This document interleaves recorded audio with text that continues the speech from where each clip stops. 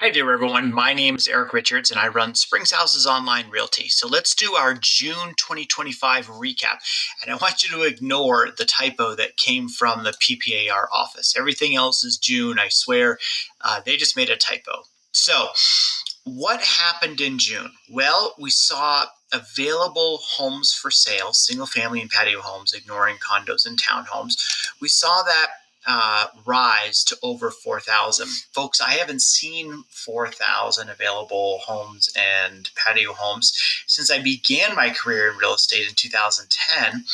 And I remember back then it was 5,000 to 5,500 depending on the month. So we are reaching a point where if we can't consume this inventory, that when we head into the fall, things could get interesting, especially considering that what we're talking about is carrying over inventory that didn't sell during the months that are most likely to consume inventory.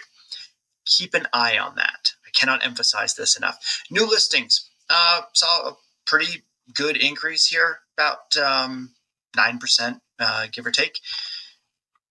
Total under contract, about a 4% increase over 2024.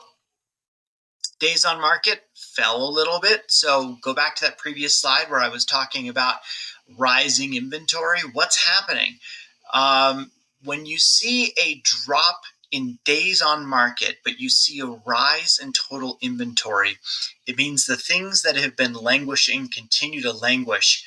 Um, and then you have a lot of inventory that comes on the market, and people are interested in what's new and what's fresh. And so if you were able to look at the MLS as a whole and split it right at, say, 60 days and analyzed all that inventory, you would see a days on market that was trending down in that category, whereas everything that was hanging out longer than 60 days was just slowly getting picked up. And that's what I believe is happening here, that we see this decrease happening here. Total sales year to date.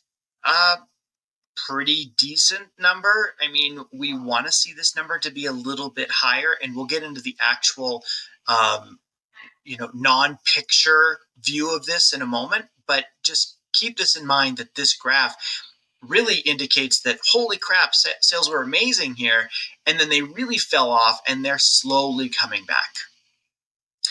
Average and median sales prices. Unfortunately, bad news. Colorado Springs just continues to get more and more expensive. We see that 570,000. Yeah, we've hit that number before, but we just keep coming back to it. It's a resilient housing market, is what the data is telling us.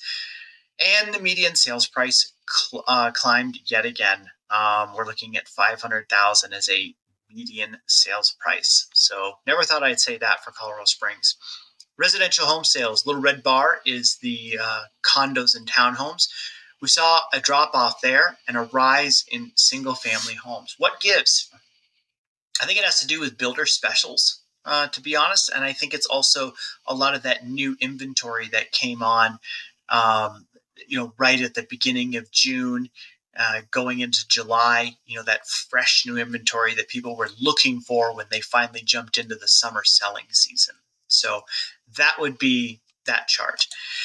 I always like this one to kind of give us an idea of what sellers are having to do in El Paso County in order to get their home sold. Remember, this is brackets of $100,000 price points, so 200 to 300, 300 to 400, 400 to 500, and so on.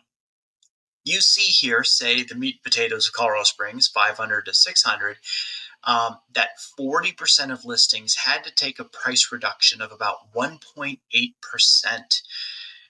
What does that mean? That means that a 1% price reduction at 500,000 would be $5,000.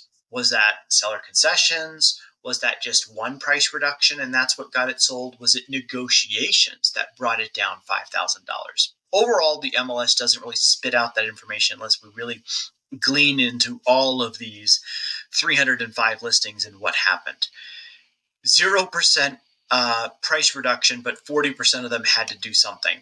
I suspect that there is a a price reduction that is going on, but there's also a price increase factor that's going on in some of the other listings up here. So that may be what's driving this 0% reporting here. Again, when you go down to Teller County, you see bigger swings in this whole category here, but with only one listing, 9 listings, 16, 25, 33, 31.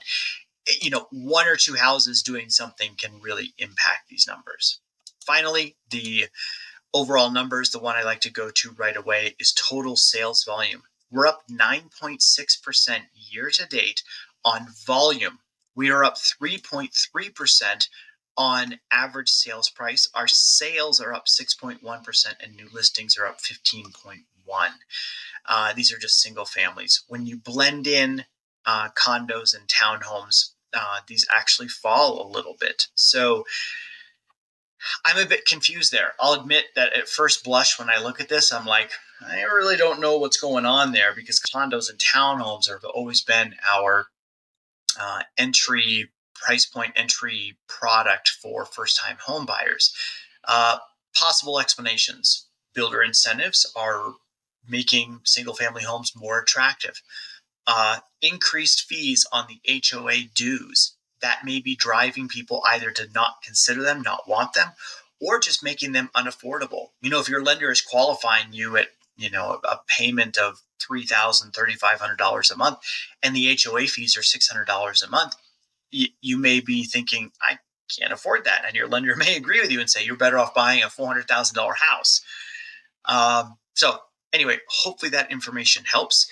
If you have any questions at all, please reach out to me. I hope you're having a great day and I look forward to speaking with you soon.